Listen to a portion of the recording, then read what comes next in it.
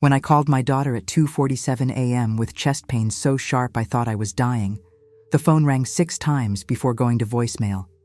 "Jennifer, honey, I need help. Something's wrong with my heart. Please call me back." I hung up and waited, clutching my chest in my empty house, surrounded by silence that felt heavier than the pain itself. Before we continue, please write in the comments which country you're listening from. Enjoy the story. That night changed everything. Not because of the chest pains, the emergency room doctor said it was stress-induced angina, but because it showed me exactly where I stood in my own daughter's life. Nowhere. I'm Dorothy Washington, 58 years old, and until that night, 3 months ago, I thought I knew who I was. I was the mother who worked double shifts at the city housing department for 30 years to put Jennifer through law school. I was the woman who sacrificed her own dreams so my daughter could have everything I never did. I was the widow who kept going after Harold died 3 years ago because Jennifer still needed me, or so I thought. But sitting in that hospital bed at 4 in the morning, watching other patients with children by their sides while I waited alone, I realized I'd been living a lie. The daughter I'd given everything to couldn't even be bothered to return my emergency call. Jennifer finally called back at noon the next day. "Mom, I saw your message. Sorry, Marcus and I had our phones on silent. We had an early surgery. Are you okay?" Her voice carried that professional tone she used with difficult clients, not the warmth you'd expect from a daughter whose mother nearly died alone. "I spent the night in the emergency room," I said, my voice barely above a whisper. "They said it was my heart." "Well, you're obviously fine now since you're calling me," she replied, and I could hear papers shuffling in the background. "Look, I'm swamped today. Can we talk later?" That was it. No concern about what caused the chest pains. No questions about how I got to the hospital or how I got home. Just the assumption that if I was well enough to call, I was well enough to handle everything myself. This wasn't the first time. Over the past year, since Harold's life insurance money started running low, I'd been struggling. The house needed repairs I couldn't afford. My medication costs were climbing. My old car was making sounds that scared me. Each time I'd tried to talk to Jennifer about my problems, she'd find ways to change the subject or cut the conversation short. "Mom, you know Marcus and I are saving for the lake house," she'd say. Or, "You should really learn to budget better." As if I hadn't been budgeting and stretching every dollar for 40 years while she was growing up. I'd raised Jennifer alone after her father left when she was 8. While other kids' mothers were joining book clubs and taking weekend trips, I was working overtime to pay for her violin lessons, her soccer cleats, her college application fees. I'd worn the same winter coat for 12 years so she could have designer clothes for school dances. I'd eaten ramen noodles for dinner so she could have steak. And Now she lived in a 4-bedroom house in the suburbs with her surgeon husband, drove a BMW and took European vacations twice a year. Meanwhile, I was rationing my heart medication and wondering if I could afford to fix my leaking roof before winter. The day after my hospital visit, I decided to try a different approach. I drove to Jennifer's law office, a sleek glass building, downtown that intimidated me every time I entered. The receptionist, a young woman with perfectly styled hair who'd seen me dozens of times over the years, looked at me like I was a stranger. "I'm here to see Jennifer Washington Miller," I said. "Do you have an appointment?" she asked, her fingers hovering over her keyboard. "I'm her mother." The girl's expression didn't change. "She's in court today. Would you like to schedule an appointment? For next week? An appointment. To see my own daughter. The daughter whose first steps I'd cheered, whose fever I'd monitored through countless sleepless nights, whose tears I'd wiped after every childhood disappointment." I left without scheduling anything. That evening, Jennifer called. "Mom, I heard you stopped by the office today. You can't just show up like that. I have a professional image to maintain." "I needed to talk to you," I said. "I'm having trouble making ends meet, and I thought maybe—" "Mom, we've talked about this. You need to contact social services. Look into assistance programs. Marcus and I can't keep bailing you out every time you have a financial crisis. Bailing me out? In the 3 years since Harold died, I'd asked them for help exactly twice. Once when my furnace broke in the middle of January, and once when my car needed major repairs. Both times, they'd acted like I was asking for their firstborn child. Jennifer, I raised you by myself. I worked my fingers to the bone to give you opportunities. I never asked for anything in return, but now when I genuinely need help, that was your choice, Mom. Nobody forced you to have a child. And just because you made sacrifices doesn't mean I owe you for the rest of my life. The line went quiet. I could hear my own heartbeat in my ears. I'm not asking you to pay me back, I said finally. I'm asking you to care, to show up when your mother needs you. I am showing up. I'm giving you practical advice. Stop being so emotional and start being realistic about your situation. That night, I sat in Harold's old chair and cried until I had no tears left. My daughter saw me as a burden, an obligation, an emotional woman who couldn't handle her own problems. The child I'd loved more than my own life had grown into someone who measured my worth by my ability to be convenient for her. But as I sat there in the darkness of my living room, surrounded by 30 years of memories and photographs of happier times, something began to shift inside me. The crying stopped. The self-pity faded. And for the first time in months, I felt something I hadn't felt since Harold died. Anger. Not the hot, explosive kind that burns out quickly, but the cold, calculating, anger that builds slowly and lasts. The kind of anger that makes you stop asking for help and start figuring out how to help yourself. I walked to Harold's old desk and pulled out the manila folder I hadn't opened since his funeral. Inside were all the legal documents from when we'd gotten married, including the property deeds and inheritance papers from my grandmother's estate. Papers I'd never bothered to examine closely because Harold had always handled our finances. As I spread them across the kitchen table under the harsh fluorescent light, I began to see something that made my hands shake. Not from fear this time, but from possibility. My daughter thought I was helpless. My son-in-law thought I was a burden. They both assumed I was just a poor widow with no options and no power. They had no idea who they were dealing with, and it was time they found out. The papers spread across my kitchen table told a story I'd never bothered to read. Property deeds, inheritance documents, and legal certificates that painted a picture completely different from the struggling widow everyone assumed I was. But before I could fully process what I was seeing, my phone rang. It was Jennifer, and her tone was sharper than usual. Mom, I've been thinking about our conversation yesterday. Marcus and I talked, and we think it's time to be realistic about your situation. What do you mean? I asked, though something in her voice already told me I wouldn't like the answer. You can't keep living in that big house by yourself. It's too much for you to maintain, and clearly you can't afford it. We think you should consider Sunset Manor. Sunset Manor, the assisted living facility where Harold's mother had spent her final years, forgotten and miserable. The place Jennifer had promised we'd never send Harold's mother to before we did exactly that. Jennifer, I'm 58 years old. I'm not ready for a nursing home. It's not a nursing home, Mom. It's assisted living, and you're not getting any younger. What happens when you have another health scare and there's nobody around to help you? The irony wasn't lost on me. She was worried about me being alone during a health scare after she'd ignored my emergency call 3 nights ago. I can take care of myself, I said. Really? Then why are you constantly calling us for money? Why can't you handle basic maintenance on your house? Why are you having panic attacks about your finances?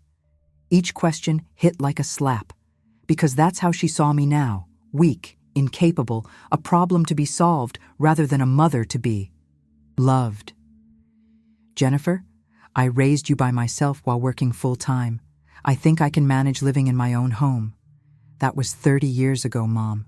Things change. People get older. You need to accept that. The conversation ended with me promising to think about it, but I knew I'd never set foot in Sunset Manor, not as long as I had breath in my body. The next few weeks brought a parade of small humiliations.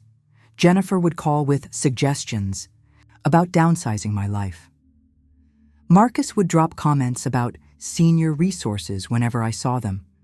They'd started treating me like a child who couldn't make her own decisions. The breaking point came at Jennifer's birthday party. I'd spent my last $100 on a beautiful silk scarf I'd seen her admiring in a store window. Money I needed for groceries, but I wanted to give her something special. When I arrived at their house, the house whose down payment I'd helped fund, I was shocked to see cars lining the street. "Mom," Jennifer said when she opened the door, her smile looking forced. "I didn't expect you this early." "Early?" The invitation said 6 o'clock. "Oh, right. Well, come in. Everyone's in the living room." The living room was full of Jennifer's colleagues and Marcus's doctor friends, people I'd met before who always seemed to look through me rather than at me. I recognized the pattern. I was the aging mother they tolerated at family events, but never really included in conversations. I handed Jennifer the gift, watching her face carefully. She opened it with the same polite smile she used. "For clients." "Oh, it's lovely, Mom. Thank you." She set it aside without another glance. I spent the evening standing awkwardly near the kitchen, watching my daughter hold court with stories about her latest cases, while Marcus discussed golf trips I'd never be invited on. No one asked about my health, my life, or even how I was handling being a widow. I was invisible in my own daughter's celebration. Then I heard Marcus talking to one of his doctor friends near the bar. "Jennifer's mother is becoming quite a burden," he said, his voice low but not low enough. "She's constantly having financial crises, calling at all hours, showing up at Jennifer's office unannounced. We're trying to convince her to move to assisted living, but she's being stubborn about it." "That's tough," his friend replied. "My mother-in-law was the same way. Sometimes you have to make the hard decisions for them." Exactly. Jennifer's too soft-hearted. She feels guilty because her mother sacrificed for her education, but that doesn't mean we should sacrifice our future for her mother's poor planning. Poor planning. As if working double shifts for 30 years to raise a child alone was poor planning. As if dedicating my entire adult life to ensuring Jennifer had opportunities was some kind of financial mistake I should be ashamed of. But Marcus wasn't done. The woman thinks she deserves some kind of medal for being a single mother. It's 2023, not 1985. Plenty of women work and raise kids. She acts like Jennifer owes her something just because she chose to have a child. I felt something cold settle in my chest. Not the sharp pain of a heart attack, but something deeper and more lasting. This was how they talked about me when I wasn't around.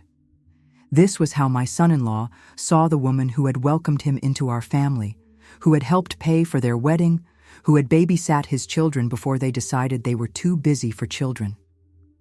I walked over to where Jennifer was standing with a group of her law firm colleagues.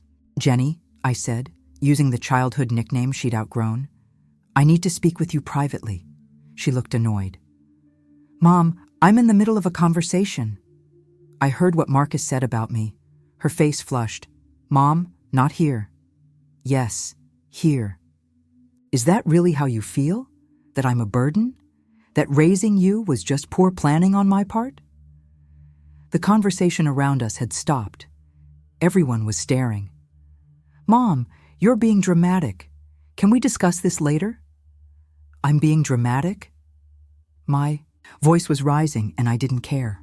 "I spent 30 years putting your needs before mine, and now when I need the smallest bit of support, I'm being dramatic?" "You're embarrassing yourself," Jennifer hissed, "and you're embarrassing me." That's when Marcus stepped forward, his face wearing that condescending expression he used when explaining medical procedures to elderly patients. "Dorothy, I think you should go home and calm down. This isn't the time or place for this kind of outburst." Outburst? I looked at this man I'd helped support through medical school, who was now looking at me like I was a confused old woman having a senior moment. "Marcus, I helped pay for your wedding. I babysat you through medical residency when you were 2. Tired to function. I welcomed you into this family like you were my own son. And we're grateful for that," he said in that infuriating, calm voice. "But gratitude doesn't mean we're responsible for solving all your problems for the rest of your life." The room was completely silent now. Everyone was staring at the crazy old lady making a scene at the nice young couple's party. "You're right," I said finally, my voice steady for the first time that evening. "Gratitude doesn't mean you're responsible for me. And love doesn't mean I'm responsible for making your life comfortable by disappearing into some nursing home when I become inconvenient." I picked up my purse and walked toward the door. "Mom, wait," Jennifer called after me. I turned back to look at her, at them both, at this room full of people who saw me as an embarrassing relic from a previous generation. "No, Jennifer, I'm done waiting. I'm done asking. I'm done pretending that begging for scraps of attention from my own daughter is somehow normal or acceptable." Drove home in a fury, my hands shaking on the steering wheel. But by the time I pulled into my driveway, the shaking had stopped. The fury was crystallizing into something harder and more useful. I walked straight to Harold's desk and pulled out those inheritance papers again. This time, I read every single word. My grandmother, Rosa Washington, had been smarter than anyone in our family ever realized. The properties she'd left me weren't just the old family house I'd grown up in. There were 4 apartment buildings in what was now the most gentrified part of the city. Properties that had been managed by a real estate company for the past 30 years, with the rental income going into an account I'd never touched because Harold had always handled our finances. I picked up the phone and dialed the number on. The property management letterhead. "Riverside Property Management. This is Carol speaking." "Hi, Carol. This is Dorothy Washington. I need to schedule an appointment to discuss my grandmother's properties." "Mrs. Washington, we've been sending statements to your address for years. I was beginning to wonder if you'd ever call. When would you like to come in?" As I hung up the phone, I realized something had fundamentally changed in me that night. I'd spent 3 years since Harold's death asking for help, apologizing for my needs, and accepting my daughter's scraps of attention like a grateful dog. But I wasn't helpless. I wasn't poor. And I sure as hell wasn't going to spend the rest of my life being grateful for being ignored. It was time to stop being the woman everyone thought they could dismiss and start being the woman I'd forgotten I was. The appointment with Carol Henderson. At Riverside Property Management changed everything I thought I knew about my financial situation. Sitting in her downtown office 3 days after Jennifer's birthday disaster, I watched her pull out file after file with my name on them. "Mrs. Washington, I have to ask, have you been receiving our monthly statements?" Carol looked genuinely concerned. "We've been mailing them to your address for over 30 years. My husband handled all our finances," I admitted. "After he died, I thought I was just getting by on his Social Security and my small pension." Carol's expression shifted from confusion to amazement. "Mrs. Washington, you own 4 apartment buildings in the Riverside district. The rental income alone has been generating over $12,000 a month for the past 5 years. With the gentrification of that area, your properties are now worth almost $3 million combined." I sat there in stunned silence, trying to process numbers that seemed impossible.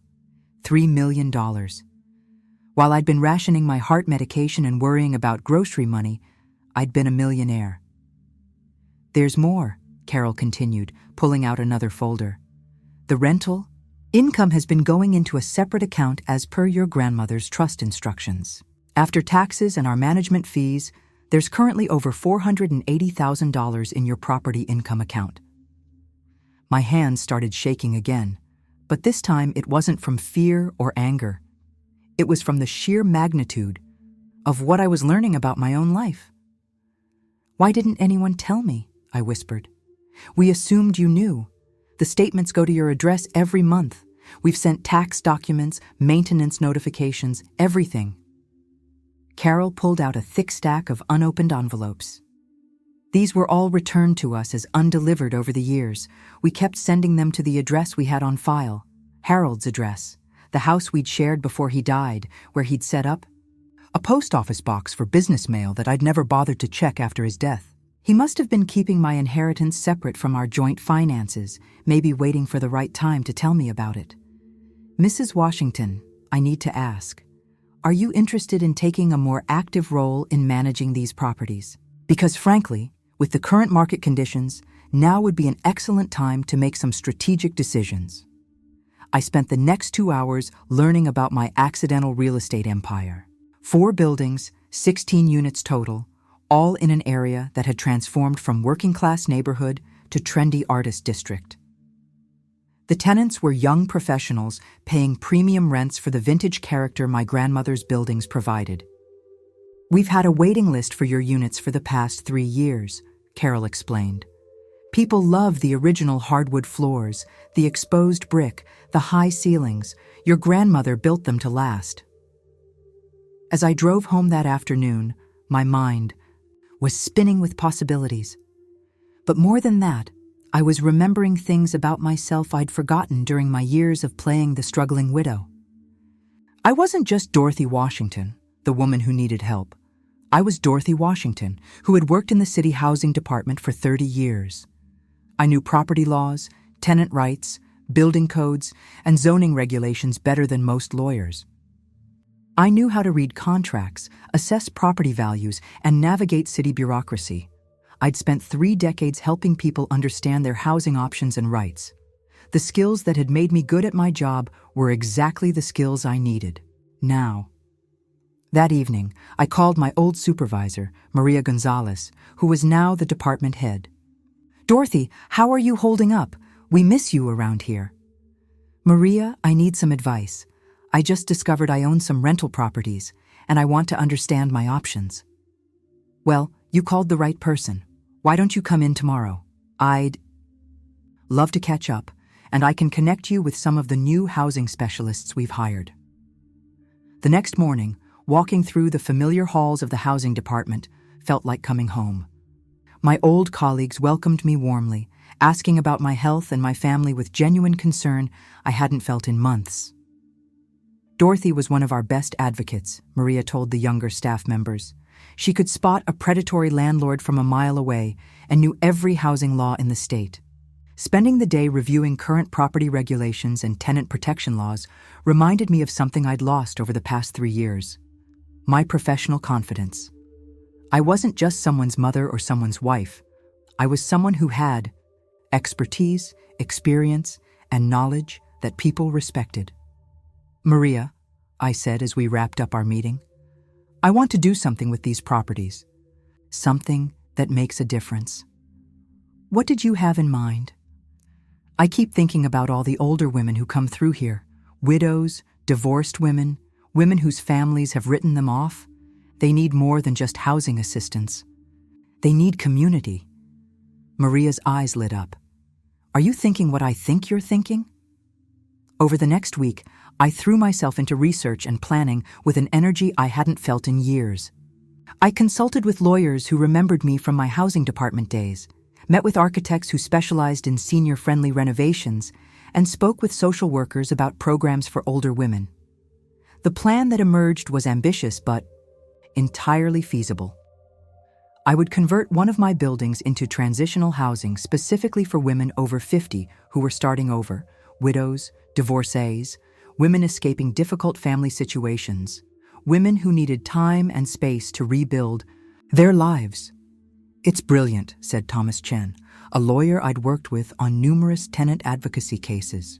"There's a real need for this kind of housing, and with your background, you're uniquely qualified to make it work." But I wasn't ready to reveal my plans yet. First, I wanted to get my own house in order, literally and figuratively. I hired contractors to fix everything that had been falling apart in my house. New roof, updated plumbing, fresh paint throughout. I bought a reliable car to replace the one that had been making those frightening sounds. I restocked my medications and scheduled all the doctor appointments I'd been putting off due to cost. For the first time in 3 years, I wasn't worried about money, but more importantly, I wasn't asking anyone for permission to spend it. Jennifer called during the second week of renovations. Mom, Mrs. Patterson next door called me. She said there are construction trucks at your house every day. What's going on? I'm having some repairs done, I said calmly. Repairs? Mom, where are you getting the money for contractors? Please tell me you haven't taken out some kind of predatory loan. The assumption that I couldn't possibly have legitimate means to improve. My situation was both infuriating and revealing. Don't worry about the money, Jennifer. It's handled. Handled how? Mom, you were just telling us about your financial problems. Now suddenly you can afford major renovations? This doesn't make sense. A lot of things don't make sense until you have all the information, I said. What's that supposed to mean? It means I'm handling my own affairs now. You don't need to worry about your burden of a mother anymore. The silence on the other end of the line lasted so long, I wondered if she'd hung up. Mom, what's gotten into you? You're acting strange. I'm acting like a woman who doesn't need anyone's permission to live her life. After I hung up, I realized something had shifted in that conversation. For the first time in years, I wasn't asking Jennifer for anything.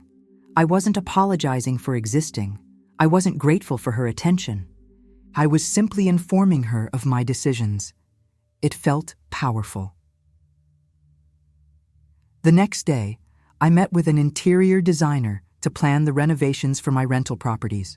Not just maintenance, but strategic improvements that would attract the kind of tenants I wanted while creating the supportive community environment I envisioned. Mrs. Washington, the designer said as we toured the buildings, these properties have incredible potential. With the right updates, you could create something really special here. As we walked through units that would soon house women starting over, I thought about my own journey over the past month. I'd gone from begging my daughter for scraps of attention to planning a business venture that could change lives. But I wasn't done yet. The most important conversation was still ahead of me. It was time to show Jennifer and Marcus exactly who they'd been dismissing all these months. Not the helpless widow they'd written off, but the woman who'd been quietly building something meaningful while they assumed she was falling apart.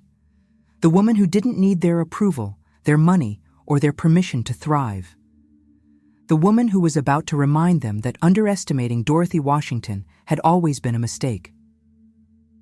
The call came on a Tuesday morning while I was reviewing architectural plans for my transitional housing project. Jennifer's voice was tight, with barely controlled panic. Mom, we need to talk. Marcus and I are coming over tonight. That's fine, I said calmly, not looking up from the blueprints spread across my dining room table. And Mom? We need you to be honest with us about where you're getting money for all these home improvements. Mrs. Patterson is telling the whole neighborhood you're having major work done.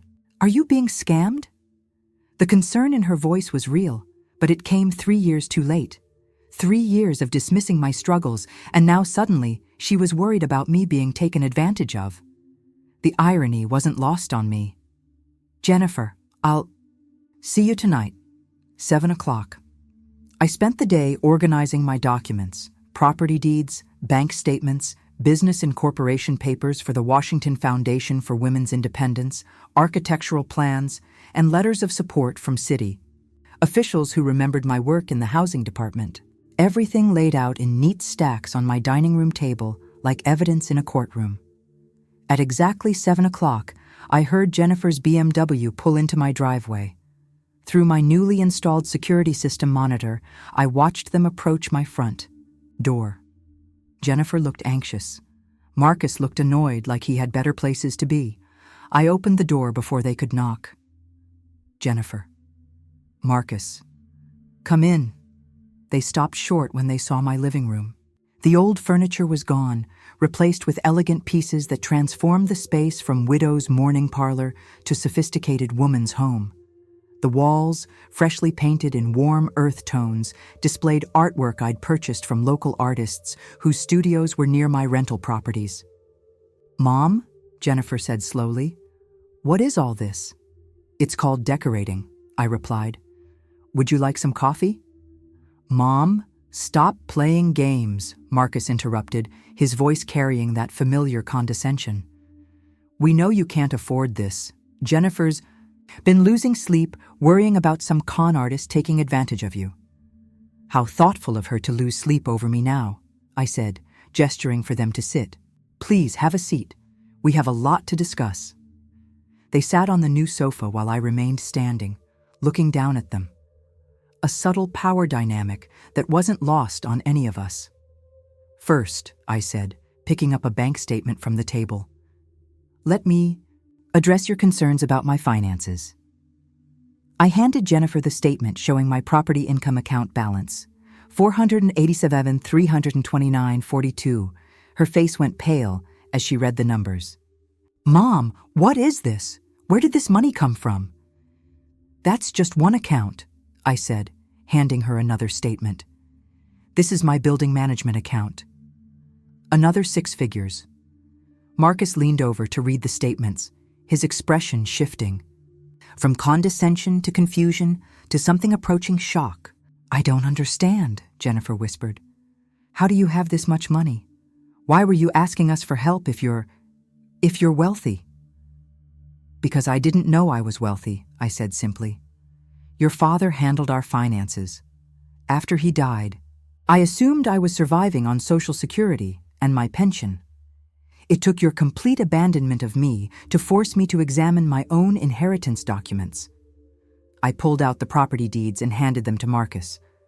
I own 4 apartment buildings in the Riverside district. Buildings my grandmother left me that have been generating rental income for over 30 years, income that went into accounts I never knew existed. Marcus studied the deeds, his medical training making him methodical even when he was clearly stunned. These properties, Dorothy, do you realize what they're worth? Approximately $3 million, I said, give or take, depending on the market. The silence in the room was deafening. I watched my daughter and son-in-law process the fact that the woman they'd been treating like a burden was actually wealthier than they were. But Mom, Jennifer said finally, why didn't you tell us? Why did you let us think you were struggling? Because I was struggling, I replied. Financially, yes, but more than that, I was struggling with the realization that my only child saw me as an inconvenience, that the man I'd welcomed into our family thought I was a burden who should be grateful for basic human decency. Marcus had the grace to look uncomfortable. I heard every word you said at Jennifer's birthday party, Marcus, about how I was a burden, how I thought I deserved a medal for being a single mother, how Jennifer was too soft-hearted when it came to her mother's poor planning. Dorothy, I'm not finished. My voice was steady, controlled. For 3 years, I believed what you wanted me to believe, that I was helpless, that I was a problem to be managed, that asking for basic emotional support from my daughter was somehow unreasonable. I walked over to another pile of documents. While you were discussing putting me in assisted living and treating me like a confused old woman, I was rediscovering who I actually am. Dorothy Washington, who worked in city housing for 30 years, who knows more about property law than most attorneys, who has professional relationships throughout this city based on respect, not pity. I handed Jennifer the incorporation papers for my foundation. I'm starting a nonprofit organization to provide transitional housing and support services for women over 50 who are starting over. Women whose families have written them off, who society treats as invisible, who need time and resources to rebuild their lives. Jennifer read through the papers with growing amazement. Mom, this is incredible. But why didn't you include us in any of this? Why didn't you tell us about your plans? The question was so perfectly Jennifer, focused on being included now, that she realized I was someone worth including. Include you in what? I asked. Jennifer, 3 weeks ago you were trying to convince me to move to a nursing home. Marcus was telling his friends I was a burden. Now that you've discovered I'm not the helpless widow you thought I was, suddenly you want to be included? We were trying to help. No, I interrupted. You were trying to manage a problem. There's a difference. I pulled out my phone and showed them the photos I'd taken at my rental properties. These buildings house young professionals who pay premium rents for vintage charm. Artists, lawyers, doctors, teachers, people who respect quality and character. Just like the tenants, I'm going to carefully select for my transitional housing program. Marcus was studying the photos with professional interest. Dorothy, these are beautiful properties. The renovation work is impressive. Thank you. I hired the best contractors and designers I could find. Money wasn't an object. The phrase hung in the air. Money wasn't an object, said by the woman they'd assumed couldn't afford her own medication. Mom, Jennifer said carefully, I think we need to apologize. We clearly misunderstood your situation, and we haven't been the support system you needed. You misunderstood more than my situation, Jennifer. You misunderstood who I am. I sat down across from them, finally ready to have the conversation that should have happened years ago. I'm not just your mother. I'm not just Harold's widow. I'm a woman with 30 years of professional experience, with property holdings worth millions, with connections throughout this city's housing and legal community. I'm someone who commanded respect in my field and can do so again. We know that, Mom. Do you? Because 3 months ago, when I was having chest pains and called you for help, you didn't see a successful professional woman having a health crisis. You saw an old woman being dramatic. When I came to your office seeking advice, you didn't see someone with valuable experience who might need guidance navigating widowhood. You saw an embarrassment to your professional image. The truth of it settled over them like a heavy blanket. What do you want from us now? Marcus asked quietly. It was the first honest question either of them had asked me in years. I want you to understand that I don't need you to solve my problems anymore, I said. I don't need your money, your advice about downsizing my life, or your permission to live with dignity. I want you to understand that dismissing people because they're older or widowed or asking for help says more about your character than theirs. Jennifer was crying now, and for the first time in months, her tears affected me. Mom, how do we fix this? How do we earn back your trust? I looked at my daughter, successful, intelligent, accomplished, and saw the child I'd raised to believe. She could do anything. Somewhere along the way, she'd forgotten that strength and compassion weren't mutually exclusive. You start by treating me like someone worthy of respect instead of someone you're managing out of obligation, I said. You start by understanding that aging doesn't make someone less valuable, and needing help doesn't make someone weak. The conversation continued until nearly midnight. They asked questions about my properties, my plans, my foundation, real questions that treated me like someone whose opinions mattered. It was a start. As they prepared to leave, Jennifer hugged me tightly. I'm proud of you, Mom, she whispered, and I'm sorry it took this long for me to see who you really are. After they left, I sat in my beautifully renovated living room and realized something had fundamentally shifted. Not just in my relationship with Jennifer and Marcus, but in how I saw myself.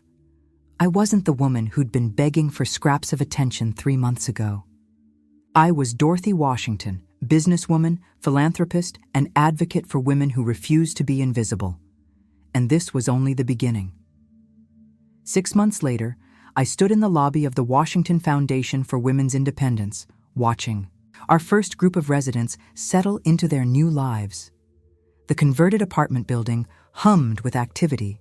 Women aged 50 to 75 who had found themselves starting over for various reasons, now building community and reclaiming their independence.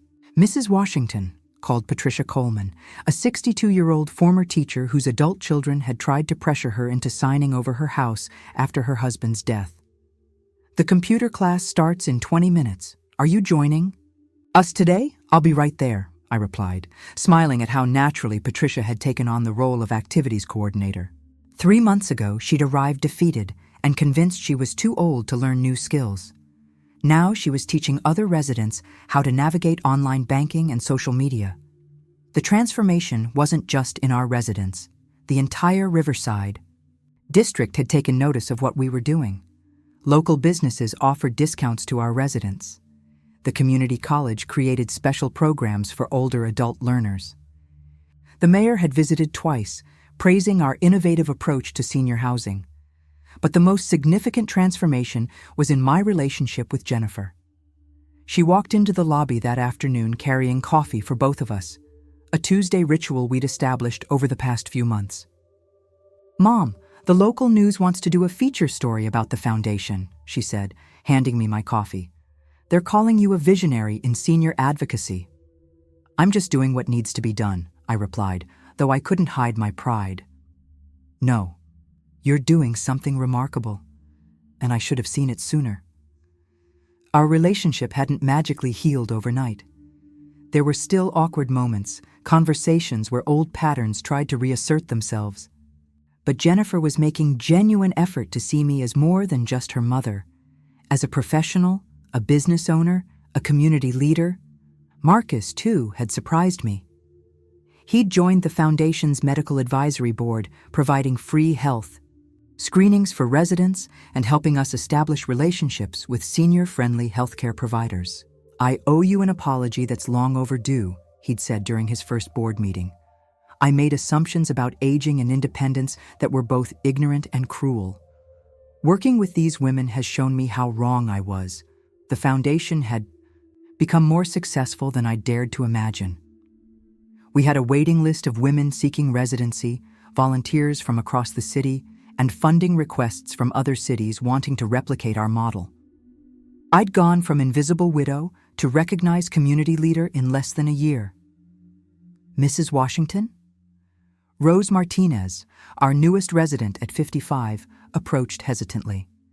She'd arrived 2 weeks earlier after her son tried to have her declared incompetent so he could control her finances. "Could I speak with you privately?" We walked to my office, a space I'd designed to feel welcoming rather than institutional, with comfortable chairs and family photos that showed residents they were in a home, not a facility. "I wanted to thank you," Rose said, tears in her eyes. "Before I came here, I thought my life was over. My son made me believe I was a burden, that I couldn't take care of myself. But being here, seeing what you've built, watching the other women thrive, I'm starting to remember who I was before I became invisible." These conversations happened regularly. Women rediscovering their strength, their value, their right to live with dignity regardless of age. Each story reminded me why this work mattered, more than any profit I could have made from traditional rental properties. That evening, I sat in my home office reviewing applications from women seeking residency. Each story was heartbreaking. Families who'd written off their mothers, daughters, who'd grown tired of elderly parents, women who'd internalized society's message that their value decreased with age. But each story was also hopeful. These women had found the courage to seek something better. They'd refused to accept invisibility as their fate. My phone rang. Jennifer's name appeared on the screen. "Hi, honey." "Mom, I wanted to let you know. I've been thinking about what you said about treating older women with respect in legal settings. I'm starting a pro bono program at the firm specifically for women over 50, dealing with family financial disputes." I smiled, knowing this wasn't about making up for past mistakes, but about Jennifer genuinely understanding the issues that mattered. "That's wonderful, Jennifer. These women need advocates who understand that asking for help doesn't equal incompetence." "I learned that from watching you," she said quietly. "You asked for help because you needed it, not because you couldn't handle your life.